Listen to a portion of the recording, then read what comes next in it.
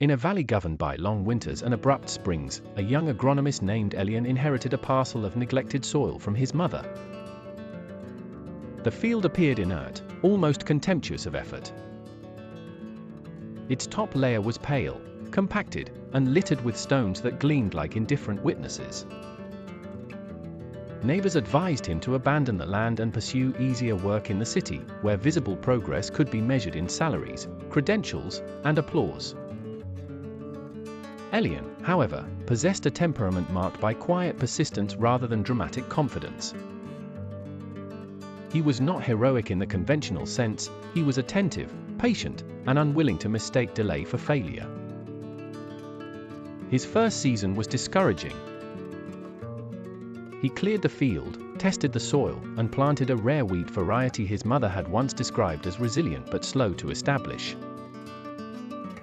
For weeks, nothing emerged. The ground remained sealed, and the absence of visible growth began to feel like an accusation. Each morning he walked the rows with a notebook, recording temperature, moisture, and wind direction, as if precision could compensate for uncertainty. At night he read about dormancy, root architecture, and the hidden chemistry that precedes germination. The science comforted him, but only partially. Knowledge could explain the process, yet it could not accelerate it. By midsummer, a storm arrived and flattened the fence.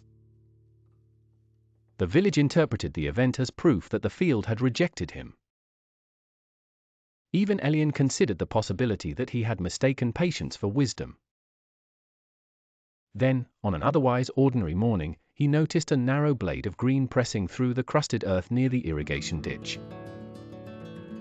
It was almost nothing, a fragment rather than a plant, but it altered the structure of his thought. He returned the next day and found several more shoots, each precise and stubborn, emerging not where he had expected but where the water had moved most deeply. The lesson was immediate and humbling. The work had not been absent, it had been concealed. The second twist was less visible. As the wheat matured, Elian discovered that the roots had descended farther than any crop in the neighboring farms. They drew moisture from depths that had appeared inaccessible and stabilized the soil against erosion. The field, once dismissed as barren, became increasingly self-supporting. What had seemed like delay was, in fact, the formation of a durable foundation. Yield followed resilience rather than speed.